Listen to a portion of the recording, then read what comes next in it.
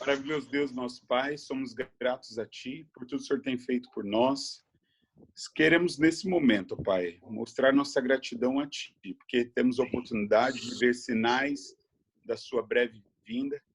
Sabemos que cada vez mais o cerco está se fechando e as coisas estão acontecendo para que o Senhor possa voltar o mais rápido possível. Proteja as famílias da igreja, aqueles irmãos nossos que estão tentando se manter firme na fé, nesse momento difícil. Nós te pedimos as tuas bênçãos, Pai, que o estudo da lição sempre possa nos ajudar, que possamos ser fortalecidos através dessa palavra que temos todos os dias. Nós te pedimos que esteja presente nesta reunião e louvamos teu nome, do Senhor será Jesus. Amém. Amém. Amém. Deixa eu fazer uma pergunta para vocês. Por acaso vocês estão ouvindo aí um tufão aí no áudio de vocês ou não? Não. Então beleza. Só para eu saber se eu desligo o meu ventilador ou não. Deixa eu tirar meu som.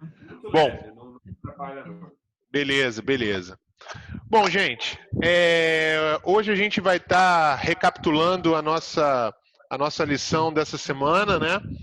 Cujo título é a razão da gente estar aqui, né? O título da lição dessa semana é a razão da gente estar aqui hoje falando e pregando desse evangelho e falando que Jesus vai voltar, né? Sola Escritura, né? Somente pelas Escrituras. Esse foi o lema dos reformadores, né? Lá no século XVI. E é o nosso lema hoje, né? Se a gente não tivesse esse fundamento, né, a gente, quem sabe hoje ainda estaria na Idade das Trevas, né? É engraçado que esse apelido para a Idade Média, né, ele se deu muito pela questão do pessoal que defendia mais a razão, né? O iluminismo, né? Então, assim, a Idade das Trevas porque foi antes do iluminismo, né? A Idade das Trevas porque foi antes da ciência, a igreja condenava a ciência, não promovia isso e tal, mas no fundo, a Idade foi das Trevas porque a igreja oficial da época, né, ela escondeu a luz do evangelho, né, escondeu a luz das escrituras.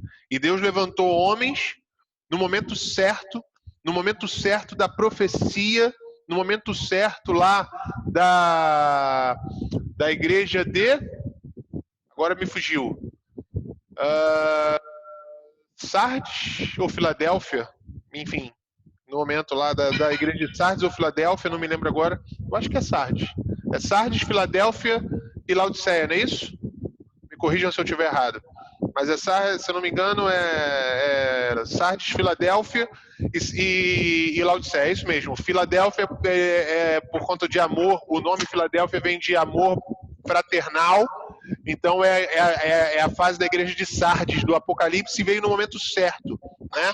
Quando esses reformadores levantaram a bandeira de que a fé ela tinha que ser baseada apenas nas escrituras sagradas, né? Apenas na palavra de Deus e não na tradição de homens, não na tradição de instituições, enfim. E aí, o que a gente vai discutir hoje é exatamente isso, né? Como a igreja ou melhor, como a igreja não, perdão, por que a Bíblia ela deve ser a norma de fé dominante na nossa vida? E aí eu quero ouvir vocês falando, né? Hoje, na nossa igreja, né, ela tem as suas tradições, né? Existem conceitos dentro da nossa igreja que não são não está lá na Bíblia, né? Assim, como um exemplo, sei lá, mulher só pode ir de manga comprida, não pode ir de alcinha para o púlpito. Não está isso na Bíblia, é uma tradição nossa, né? Não estou dizendo nem que está certo nem que está errado, não estou dizendo nem que é bom nem que é ruim, só estou dizendo que é uma tradição, não é um conceito bíblico, né? A gente estabeleceu isso em algum momento da história porque a gente entendeu que por uma passagem da Bíblia, né, em que as pessoas têm que se manter de uma maneira respeitosa, de uma maneira peraí, depois mudei.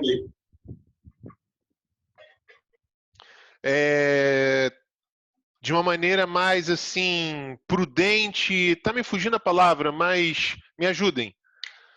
Mais recatada, mais, enfim, baseado nos textos bíblicos ali dos conselhos de Pedro, nos conselhos de Paulo, a gente entendeu que era melhor assim, né? Mas é uma tradição. E aí? Tradições são boas, são ruins? Até que ponto na Bíblia, na minha vida, ela é a norma dominante? Na sua vida é a norma dominante? E aí? Vamos lá. Quero ouvir vocês. Luciano. Na verdade, a gente tem que ter uma preocupação especial, né? Sobre, no caso dessa lição, do tema dessa semana, porque o sola escritura, no contexto dos adventistas, às vezes é muito questionado, né? Porque a gente Perfeito. tem muita literatura, né? Temos os livros inspirados, né, da Ellen White, etc. E o pessoal confunde muito, chegando a dizer que a gente tem complementações à palavra de Deus, né? E etc. Então, é bom a gente ter ciência e consciência, né, de como nós realmente devemos encarar a Bíblia, né, em primeiro lugar, e essa literatura acessória, qual é o papel dela, né, para que a gente possa, inclusive, dar bom testemunho para as pessoas que são de fora, né? E talvez, não digo aqui, mas no âmbito da própria igreja, haja uma confusão, né?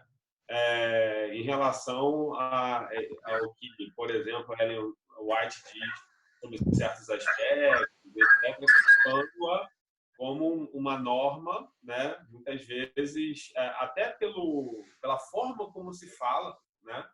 Às vezes acima da Bíblia, né?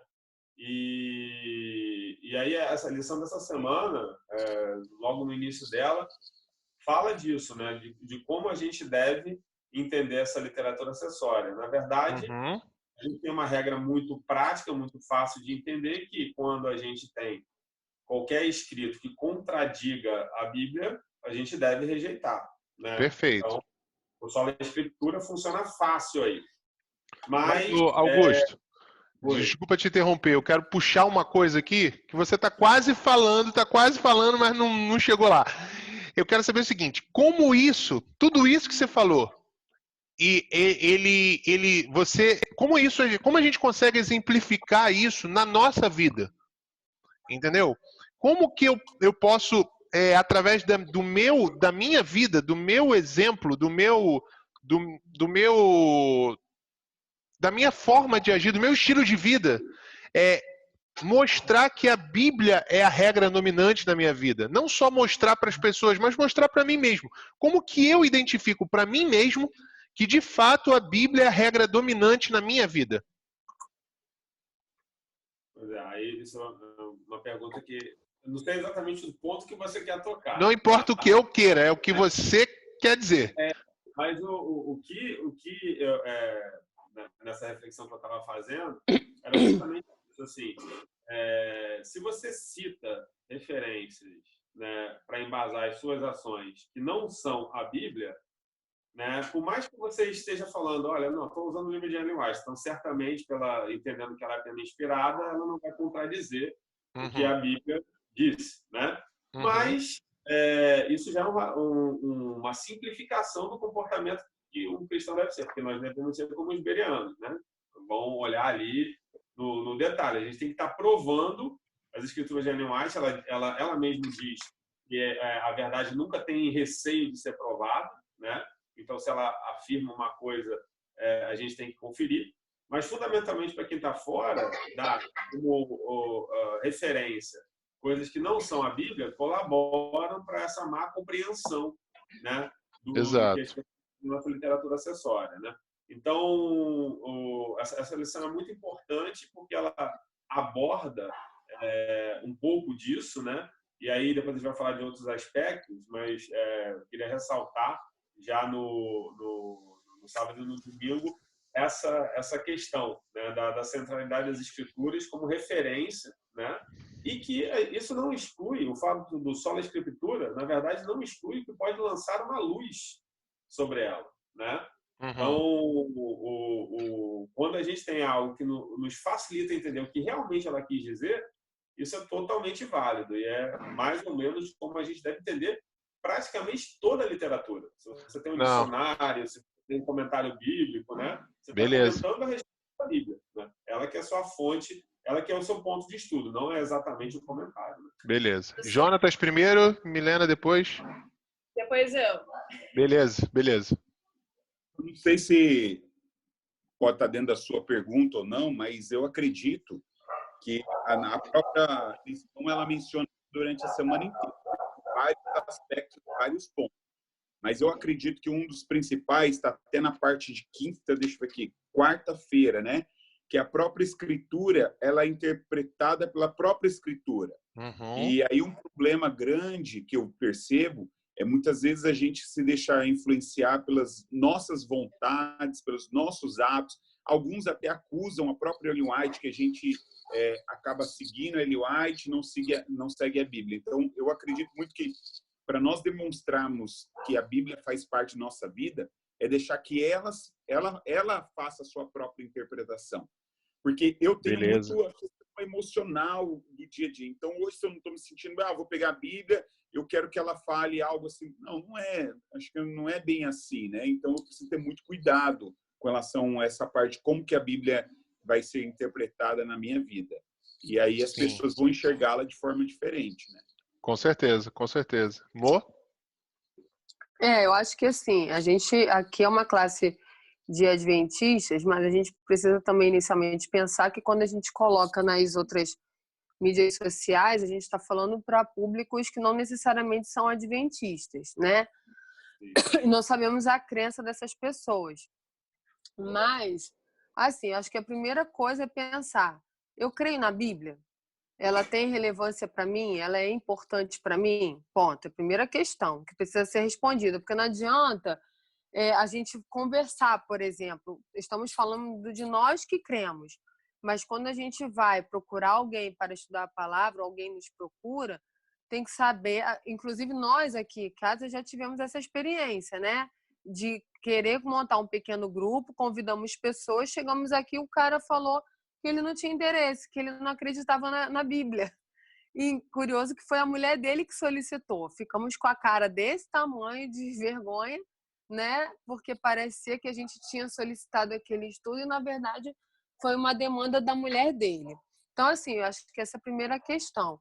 Uma outra questão é que, associado ao que o Jonatas falou, né? A gente precisa entender que o que está na Bíblia é a verdade. Se é a verdade, não é para ser questionada, é para ser aceita e ser colocada em prática.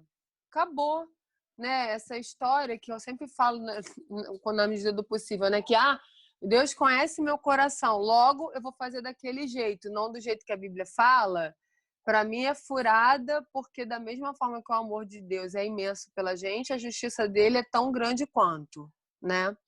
E uma outra coisa que eu penso é que para a gente crer na Bíblia, para a gente acreditar na Bíblia, fazendo um paralelo, vamos lá, eu só acredito no Jonatas, só acredito na Melinha, na Sheila, ou qualquer um de nós aqui, só acreditamos em alguém, só confiamos em alguém quando conhecemos esse alguém, certo?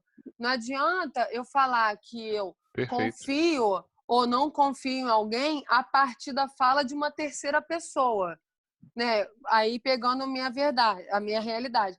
Um monte de gente já falou para mim que não gostava de mim, que eu sou antipática, parará, parará, parará.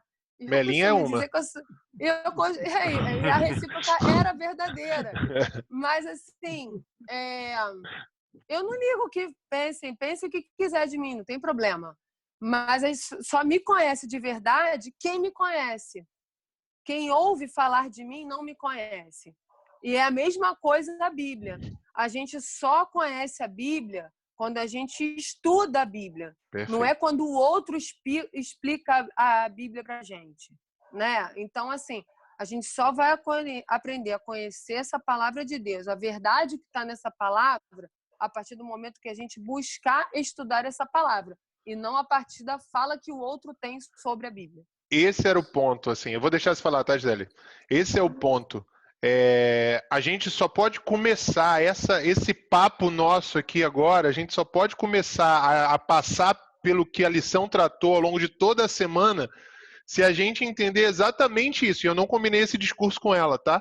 Se a gente entender que, primeiro de tudo, eu tenho que ter uma vida de conhecimento da Bíblia, né?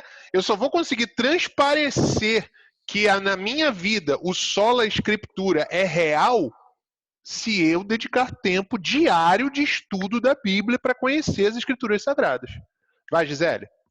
Sim, na verdade eu queria pontuar duas coisas, né? A primeira é que a tradição nada mais é do que uma reação de um grupo, né, de pessoas, no nosso caso aqui da igreja, à cultura que ela está imersa ali. Então cria-se tradição para se proteger. Entretanto, principalmente na igreja, a tradição ela jamais pode ser maior do que a Bíblia, né? Entretanto, a gente vê pessoas, como a Milena pontuou, que acabam se acostumando a só ouvir outras pessoas, né? Se alimentar através do prato de outras pessoas ao invés de ir direto na fonte, que confunde o que está na Bíblia e o que é a tradição de homem. E o problema da tradição de homem é que hoje ela é A, amanhã ela é B. Ela muda. Uhum. E isso traz uma inconstância. Então, assim, agora, o momento que a gente... E eu acho, Gisele, desculpa te interromper só para não perder o gancho, não é só esse problema, tem um outro problema também, né, que ela pode até não mudar, mas ela se enraiza de tal forma que ela pode se tornar mais importante, essa tradição ela se torna mais importante do que a própria Bíblia. Desculpa te interromper, vai lá. Sim, e agora a gente está vivendo uma ruptura. A gente está tendo que fazer culto online, todas as nossas, né, doxologias já não estão mais acontecendo, as pessoas que tinham costume de se encontrar na igreja não estão indo, e aí é o momento que a gente tem que refletir. Ok, eu não estou indo mais para a igreja, mas como é que está a minha vida espiritual? Eu tenho conseguido ler a Bíblia, eu estou fazendo as lições da escola sabatina mesmo sem a minha classe, sem encontrar? Eu estou conseguindo estudar a Bíblia mesmo sem ir na igreja, sem ouvir uma pregação, eu estou conseguindo aprender sobre Jesus. E aí vem um outro finalzinho, né? Eu estou conseguindo colocar na minha vida em prática o que eu estou lendo, eu estou colocando a lei de saúde em prática, eu estou colocando o amor em prática, procurando os meus irmãos para conversar, falar uma palavra para eles. Será que eu estou fazendo isso? E assim, eu falo por mim, tá? Porque a minha rotina ficou bem pesada. E eu falo da minha dificuldade, de dias de chegar e falar assim, meu Deus, eu não consegui ter o meu momento que eu costumava ter contigo. Mas eu sei que tem pessoas que, por exemplo, estavam vivendo mais a tradição e talvez não estejam nem percebendo que não estão mais com aquela mesma comunhão que ela achava ter, entendeu? Porque elas estavam vivendo tradição e não a palavra. Verdade. Jonathan se levantou a mão e ia falar? Acho que ele teve que dar uma saidinha ali. Fala, mãe, já que você levantou a mão. Não, pegando o gancho que a Gisele colocou aí, da tradição com a palavra, que a tradição ela é feita por homens, né, e ela é mutável, né? E aí, em contrapartida, a palavra de Deus é imutável. É imutável. Mas nós, independente da tradição ou não, mesmo dizendo que conhecemos a palavra de Deus, a gente muitas vezes quer fazer com que a palavra de Deus também seja mutável, assim como a tradição. Não, e aí a gente manipula, né, a palavra de Deus de acordo com com o nosso interesse. E aí é só de acordo com o nosso interesse, porque quando vai em relação ao outro, a gente quer julgar, a gente quer ser juiz quando é em relação ao outro. A gente quer que a Bíblia venha como um decreto em cima do outro, né? verdade. Mas quando é para cima da gente, não. A gente pode amenizar e justificar de várias maneiras e no final dizer, não, Deus conhece meu coração e eu vou seguir pelo outro caminho, né? Porque na Bíblia dá margem para. Enquanto Verdade. a Bíblia não dá margem para nada disso. Ela é e acabou, né? Verdade. Jonatas e depois Serjão. Só complementar a Milena estava falando aqui, ela falou de uma forma muito eficaz e eficiente. Na parte de sábado aí, no último parágrafo lá, fala exatamente o que ela mencionou, né? Sendo protestantes, devemos manter a Bíblia como autoridade doutrinal suprema. Não adianta eu falar, até tem um livro do pastor, como que é o nome dele, gente, da divisão boliviano, gente, como que é o nome dele? Nossa, fugiu. É da divisão? É o reitor do UNASP, não? Não é o reitor do SALT? Não. Gente, Bulhon. Você falou boliviano, é peruano, pô. É peruano. E aí o pastor Bulhon, ele tem um livro que ele fala assim, conhecer Jesus é tudo, né? E eu penso com relação à Bíblia, não é nem só, a Milena falou de uma forma bem profunda, eu acredito, não é conhecer a Bíblia tudo, porque conhecer também qualquer um conhece, né? Mas se relacionar com ela, viver com ela. Isso aí. Se eu tornar ela parte da minha vida, ela vai se tornar, vai ser uma coisa natural, não vai ser uma coisa forçada, né? E eu acho que é isso que até uma pessoa que não é cristã, até que não acredita na Bíblia, ela começa a ver essa transformação, porque eu começo a usar a Bíblia como regra de fé para mim. E aí, no final, ele diz, né, devemos manter a Bíblia como autoridade doutrinal suprema. Então, se nós mantermos ela como essa doutrina suprema para nossas vidas, nossa, acho que ela vai impactar a vida de qualquer um e até a nossa mesma. Verdade. Fala, Serjão. Então, o Jonas tocou no assunto até bem bacana aí, porque a Milena começou, cada um falou um pouquinho, e nós temos aqui na parte de domingo, onde fala que a Bíblia é uma autoridade singular. Mas, para isso, nós temos que reconhecer isso. Então, a Bíblia ela é suprema. Então, se nós colocarmos ela como norma dominante nas nossas vidas, a autoridade dela vai falar por si própria. E, para isso, nós temos que fazer o quê? Estudá-la e compreender, e sempre, ao nos colocarmos nas mãos de Deus, do Espírito Santo, para a gente poder ter esse entendimento. Essa semana eu estava vendo aqui uma conversão, como que o pastor Luiz Gonçalves se converteu, e aí eu consegui entender um pouco, quando estava na lição de domingo, essa singularidade da Bíblia. Que ele era católico, né, a coroinha lá na igreja católica, ele falou que um dia estava lá na igreja rezando, e a Bíblia estava aberta no púlpito, do nada ele falou, vou ler a Bíblia. E aí ele abriu o Êxodo 20 lá nos 10 mandamentos. E aí ele começou a ler, e ele foi intrigado quando ele leu lá, dizendo que o dia para se guardar era o sábado. E aí nós vemos o poder e a singularidade da Bíblia. Quando ele começou a estudar, ele viu que ele estava fazendo uma coisa que não era certa. Ele falou, não, eu tenho que acompanhar este livro, esse é o livro certo. E aí ele começou a estudar, e hoje nós temos o pastor aí, Luiz Gonçalves, aí trazendo muitas almas para Cristo. Verdade. E assim, esse exemplo que você deu do Luiz Gonçalves mostra uma coisa assim que a lição vem tratando também, né? Não só que a Bíblia ela é uma unidade. Eu diria que a Bíblia é como a Trindade, né? A Trindade é uma unidade composta, né? Nós aqui exato, nós aqui somos uma unidade, né? A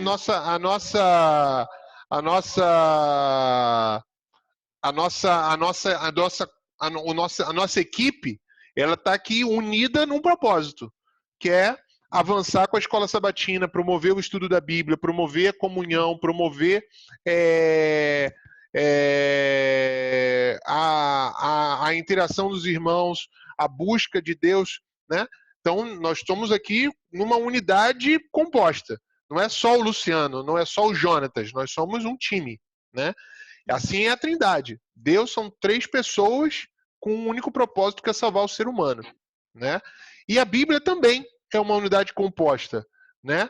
E não só uma unidade, mas é uma unidade muito clara de se interpretar, entendeu? Assim, ela existe, tem clareza na Bíblia. E o exemplo do Luiz Gonçalves que você deu, Sergião, ele mostra isso. Por quê? Porque ele chegou em algum momento, pegou a Bíblia e leu lá que o sábado era o dia de ser guardado. E isso tá claro na Bíblia, né? E não só está claro no Êxodo capítulo 20, mas está claro em Êxodo capítulo 5, está claro em Isaías 56, está claro em Isaías 58, está claro em Ezequiel capítulo 20, está claro no Novo Testamento, né? Então, assim, existe uma unidade, e isso é impressionante. Já vou deixar você falar, tá, Augusto? E isso é impressionante. Você vê num livro, numa biblioteca, né, numa coleção de livros, né, de 66 livros, escrita durante 1500, entre 1500 e 1400 anos, começou a ser escrita há 3.500 anos atrás, né, por 40 autores diferentes, com suas culturas, com seus graus de conhecimento. Vai de pastor de ovelhas a filósofo. Então, assim, mas ela é única. Por quê? Porque por trás disso tudo tem um Deus, tem o Santo Espírito de Deus que inspirou essas pessoas. E o real autor da palavra, ele é único, né? E isso traz pra gente segurança, para dizer assim, olha, gente, não tem como a gente tirar desse livro diversas linhas doutrinárias. Não, é uma doutrina só, né? E outra, ela é clara, ela é única e ela é clara, né? Na sua forma de ensinar, na sua forma de mostrar a sua mensagem. Primeiro Augusto, depois Jonatas. Então, aí deixa eu colocar um pouquinho de lenha na fogueira, né? E como diria Arnaldo César Coelho, nas transmissões esportivas, a regra daí não está tão clara assim, não. Porque aí eu até vou confessar que, editando os vídeos dessa semana da Escola Sabatina, né, veio essa lição, eu assisti o vídeo que foi feito até pelo Rodrigo no dia, e ele falou sobre a clareza das Escrituras. Respeitosamente, que a gente não está para seguir cegamente o que é escrito, né? Eu discordo. Tá? Por quê? Vou expor os meus motivos. Primeiro, dizer da clareza das Escrituras sem citar o papel do Espírito Santo, né? E falar simplesmente isso, você coloca o Espírito Santo de lado. A Bíblia é suficientemente clara. Né? É um livro, letras ali e tal, ela comunica o que você quer, imprime no seu coração, você vai respeitar. De jeito nenhum. Entendeu? Era heresia isso. Então, eu acho que a gente tem que fazer um baita parêntese aí, uma observação profunda, tá? Para que a gente também não contrarie outra coisa, que a Bíblia se explica. Né? Porque se a Bíblia é clara nesse nível, que qualquer criança consegue entender, então como é que a gente explica Atos 8, de 31 a 35? Né? Que diz lá o episódio de Filipe, né? Explicando, né? Manifestar a necessidade de explicar para alguém a Escritura, né? Mas aí, Atos 8, a gente tem um porquê, né? Assim, a Bíblia se autoexplica, sim, mas assim, a gente tem que conhecer também o contexto histórico, né? O que Filipe fez com o etíope ali É porque ele no fundo, explicou o contexto histórico, porque o Etíope ele não conhecia a história de Cristo, né? Ele não conheceu o desenvolvimento daquele negócio. Mas acho que seu microfone ficou meio abafado, cara. Mas assim... Mas só te dar um exemplo, só te dar um outro exemplo. Hoje de manhã, por exemplo, a minha filha, Gabriela, a gente incentiva elas a fazerem o seu respectivo ano bíblico, né? Então tem o ano bíblico lá dos aventureiros e tudo que elas estão fazendo. A Gabi, cara, ela é um monstro. Ela não quer nada com a hora do Brasil, entendeu? Mas assim, ela tá lá, tá fazendo, nem que esteja fazendo, plantando bananeira, mas ela tá lá fazendo no bíblico dela. E hoje foi Lucas 21. Lucas 21 é o paralelo de Mateus 24. E aí ela começou a ler e tal, e eu tava fazendo o meu na rede, ela tava sentada aqui no sofá com a porta da sala aberta, e aí daqui a pouco ela, papai, eu tô lendo aqui na Bíblia, e aqui tá falando de terremotos e epidemias. Então vem cá, esse negócio do coronavírus, então é um sinal da volta de Jesus. Jesus está perto. É isso aí, filha. É isso aí. Eu entendo o que você falou, né? A gente não consegue interpretar a Bíblia de maneira plena sem a presença do Espírito Santo. Mas é uma conta matemática, né? 1 mais 1, né? A partir do momento que eu me coloco à disposição, eu me coloco numa situação de interesse por entender a Bíblia. Aí a gente tem que colocar, porque você chegou exatamente no ponto que eu ia dizer, entendeu? A Bíblia é clara para quem está disposto a realmente estudá-la, né? Porque quando você abre seu coração, aí o Espírito Santo se aproxima, começa a te dar as dicas de como você deve entender as coisas, e aí a coisa começa a funcionar. Por quê? Entender a clareza de maneira superficial é transformar a Bíblia numa coisa assim muito limitada. Eu digo a Bíblia como uma mina de ouro, entendeu? Tem gente que chega ali, encontra uma pepita jogada que caiu espontaneamente de alguma pedra ali que se sustentou, sai vibrando, falando: ai, que maravilha, né? Vou conseguir aqui algum dinheiro, etc. E tem gente que pega a picareta e vai lá ficar rico de fato, entendeu? Então, a gente tem que entender isso, né? A gente tem que entender o papel do Espírito Santo e a necessidade da pessoa querer realmente entender a Bíblia como a voz de Deus, entendeu? Ela vai ser clara para quem quiser, de fato, ouvir. Beleza. Jonatas? Eu ia abordar o assunto, mas aproveitando, eu concordo com o Augusto também, porque eu não vejo diferença, eu não vejo um trabalho separado entre o Espírito Santo e Bíblia, né? É um trabalho em conjunto. Perfeito. Até porque quando chegar nos finais dos tempos, quando a porta da graça fechar, o Espírito Santo vai se retirar dessa terra e mesmo aqueles que podem ler a Bíblia e tudo mais não se converterão mais, né? Então, o que eu penso, eu concordo nisso, eu acho que o Espírito Santo ele pode usar. Essa semana, a Daiane, ela está relendo o livro Espírito de Profecia, O Grande Conflito, e eu já havia lido há algum tempo e ela estava relembrando e mencionando, né, sobre os valdenses, sobre alguns padres, antes de Martim Lutero, que as pessoas não tinham acesso à Bíblia. E quando esses padres, essas pessoas começaram a ter acesso à Bíblia e começaram a ver ali a questão da indulgência, a questão da idolatria, ninguém precisou falar para eles, né? Aí foi a própria Bíblia, com a ação do Espírito Santo, mostrando o que realmente Deus quer para a vida deles.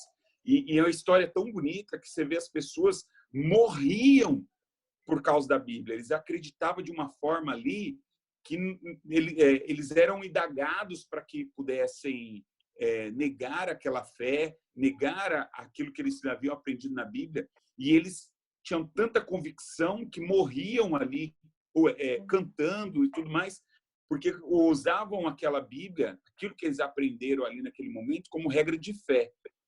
E eu vejo que Ellen White menciona ali no Espírito de Profecia, esse tipo de paixão, acho que muitas vezes falta para a gente, né? Sim, e Satanás, verdade. ele é muito curto. E ele percebeu isso, que não, eu segurava a Bíblia, ninguém tinha acesso a ela e o povo ficava sedento por ela. Então, eu vou colocar na mão de todo mundo aí, vai ficar livre para todo mundo, mas eu vou deixar ela desinteressante, vou colocar outras coisas para que ela fique desinteressante para as pessoas, né? Então, acho que é um livro poderoso e realmente é o Espírito Santo que vai agindo, né, através das pessoas. Verdade. E, cara, e é ela mesma que se interpreta, né? O que a gente está falando aqui, né? Pelo poder do Espírito Santo, a Bíblia, ela se interpreta, cara. Às vezes a gente, e ainda mais agora, como o Jonatas falou, né? Que a gente vai chegando mais perto dos finais dos tempos, e agora sim eu tô me sentindo muito feliz com a minha igreja, porque de um tempo para cá ela está começando a cair a ficha e deixar de fazer live. Agora é live, não é mais sermão, né? Agora é live. Tá deixando de fazer live de autoajuda para fazer live de estudo de profecias, né? Então, assim, nesse ambiente, né? A gente se volta, obviamente, para os livros de Daniel e Apocalipse, né? E aí muitos de nós, e a grande maioria, isso que, assim, me dá agonia, a gente acha que o Apocalipse caraca, é o que Hollywood fala que é, né? Falou em Apocalipse é destruição, é morte, é zumbi, né? É guerra nuclear. E não, né? O Apocalipse ele é a revelação de Jesus Cristo, como ele mesmo diz que é, né? Revelação de Jesus Cristo para os últimos dias. É a revelação que Jesus Cristo deu e a revelação que ele deu dele mesmo, né? Que ele é o Deus Todo-Poderoso que tem o controle de todas as coisas. E se a gente vai no Apocalipse, a gente vai ver que os 99% dos símbolos que ali estão se remetem a passagens do Antigo Testamento. Se remetem a passagens inteiras do Antigo Testamento, né? Então, para a gente, volta o que a gente começou conversando, para a gente entender a Bíblia, a gente precisa estudá-la, a gente precisa conhecê-la, né? É igual o que vocês falaram no início, né? Quando nós, como adventistas, somos atacados, questionados, porque a gente tem a senhora White como uma pessoa inspirada, como uma profetisa de Deus. Uma profetisa, sim, né? Já vou deixar você falar, Gisele. Uma profetisa, sim, mesmo não estando no cânon bíblico, né? Mas assim como Naum também não está, Natan também não, Natan, Ágabo, Uda, Débora e outras mais não estão no cânon bíblico, né? Mas foram pessoas inspiradas. E aí, só que a gente precisa entender que a gente precisa conhecer a palavra de Deus. No momento em que eu conheço as Escrituras e eu me aprofundo nas Escrituras, aliás, a senhora White, né? A gente está falando da senhora White. A senhora White, ela diz assim que quando nós começarmos a buscar conhecer as verdades superficiais da Bíblia, Deus vai revelar a nós as verdades mais profundas dela, né? Então, assim, a gente precisa conhecer as verdades da Bíblia. A gente precisa conhecer os escritos, as profecias bíblicas e permitir, de fato, que ela se interprete por ela mesma, né? Os escritos da senhora White, elas para quem nos ataca dizendo que a senhora White, que a gente defende a senhora White ou que a gente estabelece doutrina a partir da senhora White, é justamente, e isso vem de dentro da igreja muitas vezes, né? Isso é de quem nunca leu os escritos da senhora White.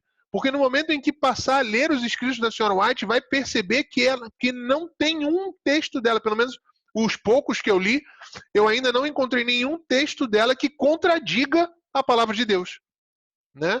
Então, para que a gente possa aprender da Bíblia, eu preciso conhecê-la. E aí permitir que, de fato, ela se interprete por ela mesma. E é claro, quando eu falo se interpretar por ela mesma, eu não estou negando as outras fontes de consulta, né? Especialmente no que tange a história, a arqueologia, né? A gente precisa entender o contexto histórico da época para entender algumas coisas. Exemplo, somente quando eu descubro que na filosofia, no pensamento hebraico da época, quando alguém permite que certo evento aconteça ou simplesmente não faz nada para que isso mude, no pensamento hebraico, essa pessoa ela é responsável por esse evento. E aí a gente começa a entender o porquê que a Bíblia diz que Deus endureceu o coração de Faraó. Deus não endureceu o coração de Faraó porque não queria salvá-lo, porque considerou que Faraó devia se perder. Muito pelo contrário, se Deus mandou 10 pragas antes, ou melhor, 9 pragas antes da 10ª, é porque ele fez de tudo para Faraó se arrepender.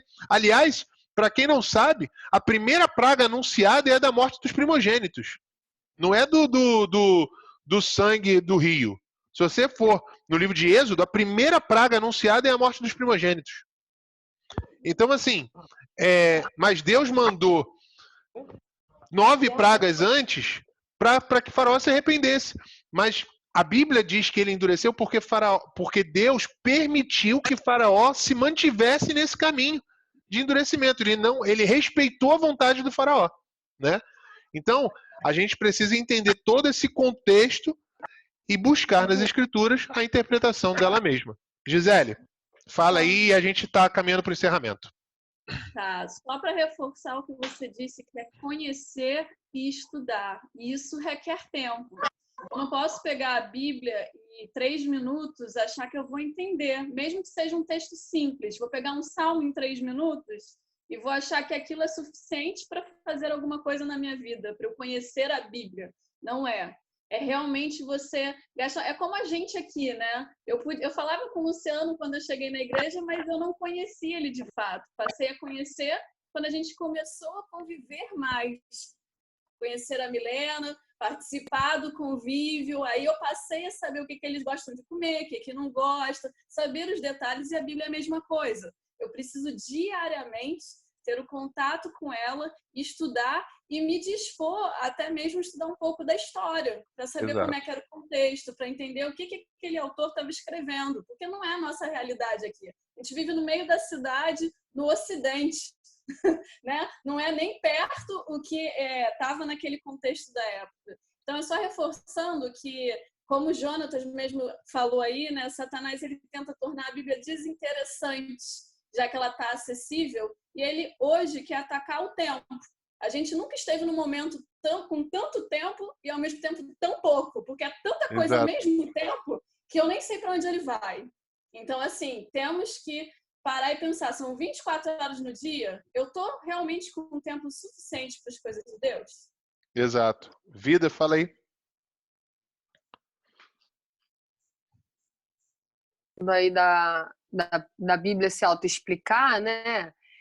Que a gente também tem que entender que ela se autoexplica sim, mas que a gente não encontra toda a explicação dentro de uma única sequência de texto, né?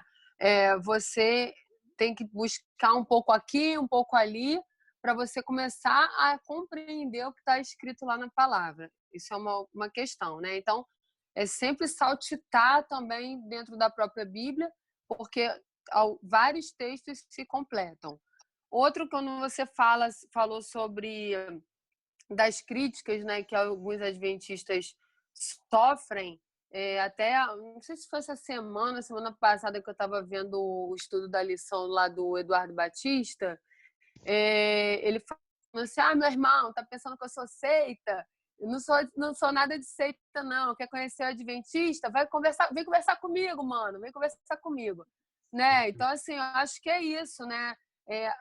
Criticam a gente aí como instituição porque ouvem falar, que foi o que eu falei lá no início, né?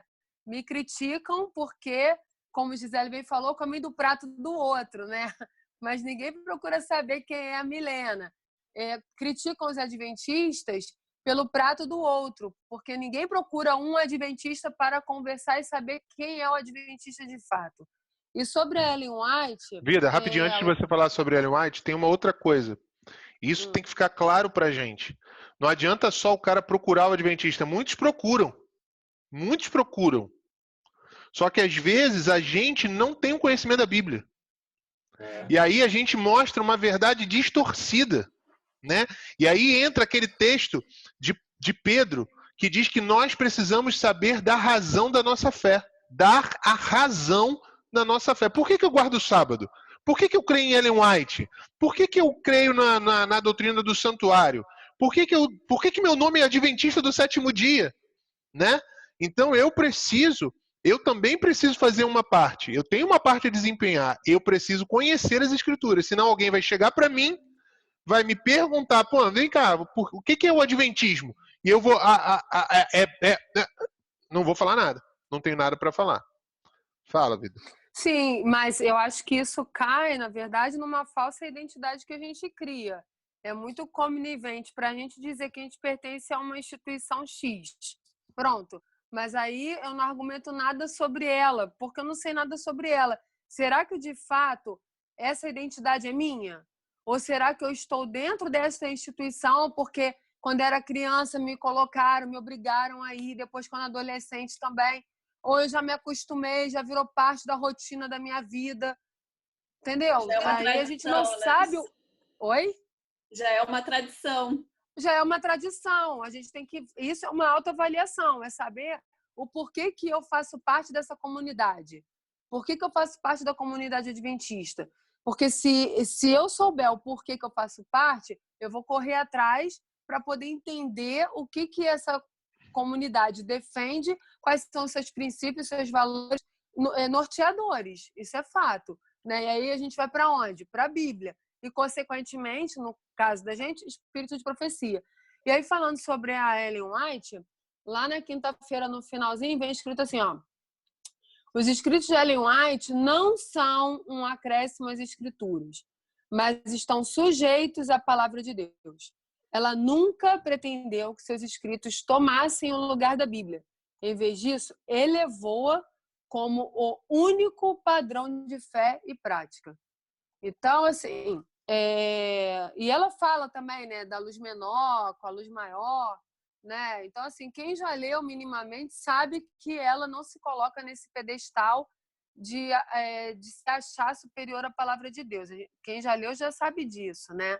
Mas que, de fato, os escritos dela, por inspiração divina, clareiam muitas coisas que estão na Bíblia. Né? A gente sabe disso também, que amplia a visão sobre um determinado assunto que, às vezes, na Bíblia, ele não é tão claro para algumas pessoas. Mas o espírito de profecia ele vem para facilitar a compreensão de determinados temas que são tratados na palavra de Deus. Perfeito. E... Luciano? Oi. Só porque, assim, se o vídeo estando no YouTube depois, etc., aí pode ter várias pessoas, né, de outras denominações que vão assistir. A questão toda é o que falamos um pouco no início, né? Assim como você tem que estar com o coração aberto para que a mensagem da palavra de Deus possa realmente ser compreendida pela sua mente, né? Isso envolve um monte de aspectos, não vamos entrar em detalhes aqui, mas se você se der essa oportunidade de ler também esses outros livros, né, de literatura primária adventista, né, e mesmo os livros de Ellen White, e compará-lo à luz da Bíblia, né? Vai lá, confere, né? Você mesmo. Você vai ver que não vai encontrar nenhuma inconsistência e ele vai te ajudar a compreender melhor o que Deus quis passar ali através da sua palavra. Verdade. Exatamente. Verdade. E, gente, para nós encerrarmos aqui, eu queria ler duas passagens que estão lá no auxiliar do professor. Tá? Uma é o do próprio autor da lição e outra é um texto do Grande Conflito. Né? O do autor da lição ele diz assim: talvez os textos mais difíceis da Bíblia não sejam aqueles que nos desafiam em nosso entendimento limitado. Em vez disso, os textos mais difíceis podem ser aqueles que entendemos claramente, mas com frequência resistimos em seguir. Né? Então, assim, existem muitos conceitos bíblicos, né, que não são tradições adventistas, são bíblicos, né, ou são aconselhamentos inspirados da Sra. White e que a gente resiste a seguir. E não é porque a gente não entende, é porque a gente não quer, né? E isso é algo para a gente se preocupar, né? A gente precisa render a nossa vontade a Deus, submeter a nossa vontade inteiramente ao Senhor. E eu queria ler com vocês o que está no Grande Conflito, na página 595. Diz assim: no entanto, Deus terá na terra um povo que se fundamentará na Bíblia e apenas na Bíblia, como norma de todas as doutrinas e base de todas as reformas. Nem a opinião de sábios, nem as deduções da ciência, nem os credos ou decisões dos concílios eclesiásticos, tão numerosos e discordantes como são as igrejas que representam, nem a voz da maioria, nada disso deve ser considerado evidência a favor ou contra qualquer ponto de fé religiosa. Antes de aceitar qualquer doutrina ou preceito, devemos conferir se há um categórico assim diz o Senhor. Então, gente, eu gostei muito da fala do pastor Giovanni num treinamento que teve para a Escola Sabatina, que vocês não puderam participar, que foi quinta-feira. Eu e Augusto participamos, e teve uma fala dele que ele disse assim: nós não teremos outra geração. Jesus vai voltar na nossa geração, né? E a gente tem uma responsabilidade muito grande. Nós somos esse povo que a senhora White fala, né? Somos o povo, somos o povo que se fundamentará na Bíblia, que se fundamenta na Bíblia e apenas na Bíblia como norma de fé. Somos o povo do livro, né? O povo da Bíblia. Nós somos o povo da profecia, de Apocalipse 11, de Apocalipse 14, das 3 mensagens angélicas. E para quem participa lá do projeto 70 em Missão, já ouviu isso, né? E quem estava também quando o Petrus falou, um dos vídeos que o Petrus falou na igreja, nós, além de estarmos na profecia da Bíblia, nós também estamos na profecia do Alcorão. Sabiam disso?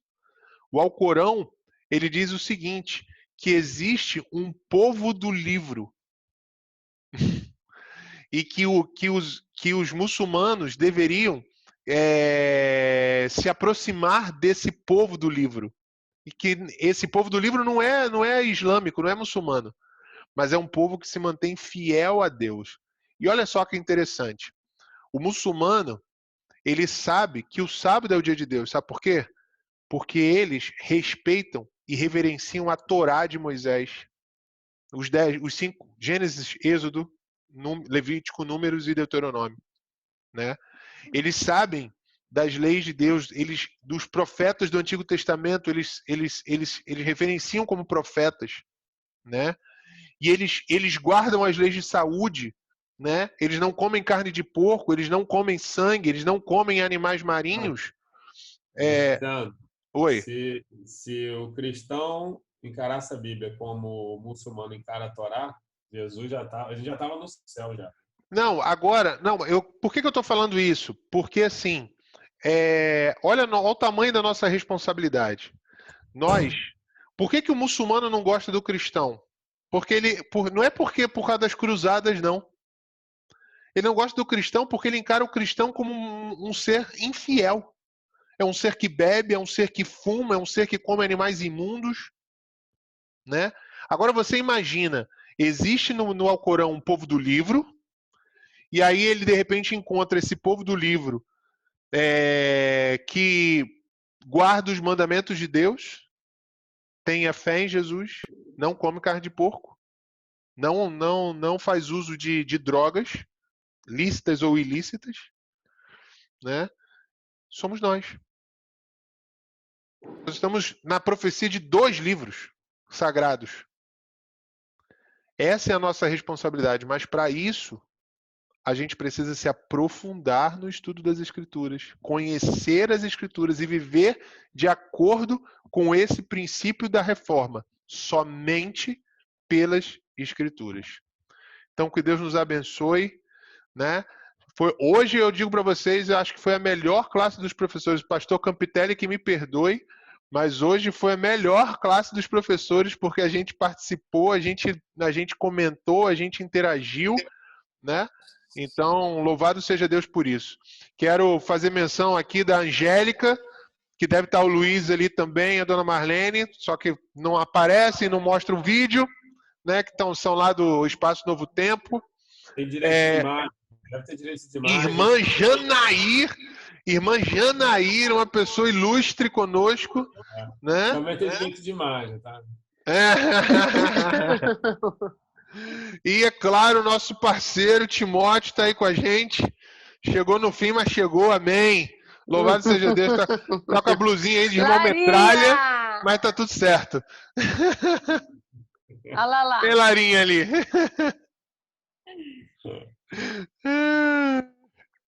Muito bom. Timóteo, você ora pra gente? Participa aí, pra gente ouvir sua voz? Sim. Então manda bala. A não ser que queira fazer algum comentário antes.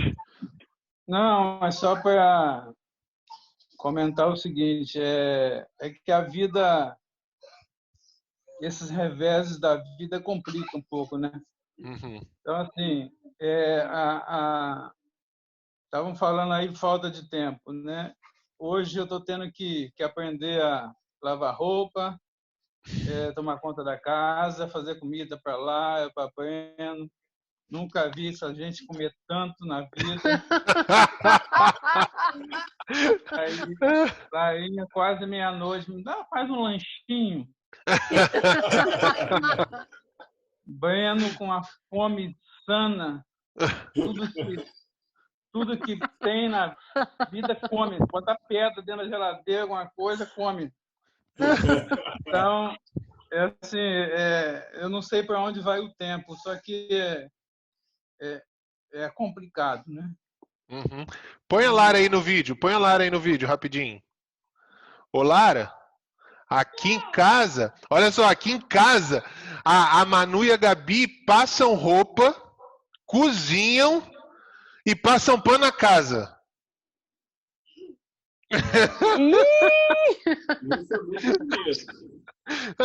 Isso é só o princípio das dores. Tô brincando, Lara, tô brincando. Mas é isso. Eu tenho que retornar aos poucos, tenho que remontar uma rotina na minha vida. É complicado, mas vamos levando. Mas vamos orar.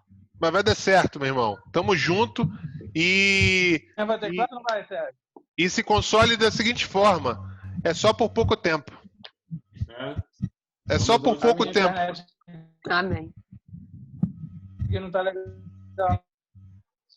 Internet. Tira o vídeo.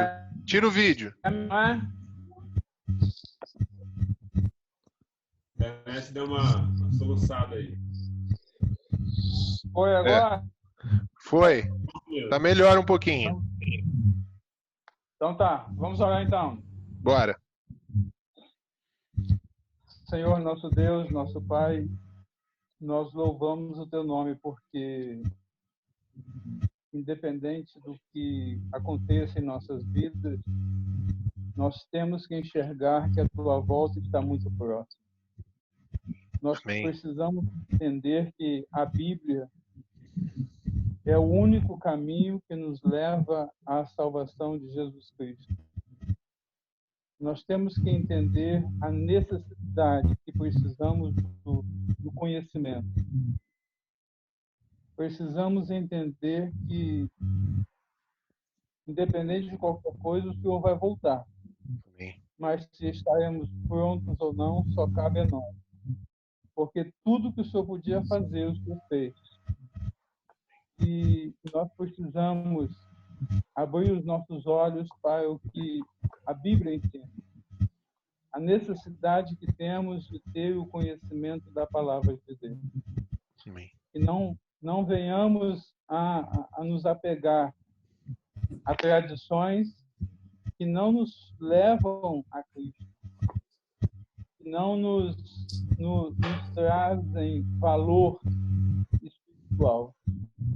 E que, assim como estudamos a lição dessa semana, nós possamos continuar estudando, aprendendo e acreditando que o Senhor está voltando para nos levar para o céu. Amém. Porque o Senhor vai voltar. Agora, se nós vamos para os céus, como eu disse, só depende de nós. Mas nós precisamos viver como se Jesus já estivesse voltando, não na nossa geração, mas nesses dias. Porque o preparo tem que ser hoje. Nós precisamos entender, Senhor Deus, que o Senhor quer preparar o nosso coração hoje para se encontrar contigo. Amém. Eu abençoe a vida de cada um que participou dessa reunião, que possamos amanhã também passar para a classe dos nossos alunos essa necessidade que temos. Que o Senhor nos abençoe, cada um com as suas condições de vida, mesmo nas intempéries que estamos enfrentando como mundo dessa calamidade, dessa pandemia, mas que o Senhor possa nos sustentar na palavra de Deus como o caminho certo que é Jesus Cristo. Amém. Rogamos essas bênçãos por Jesus. Amém. Amém. Amém. Amém.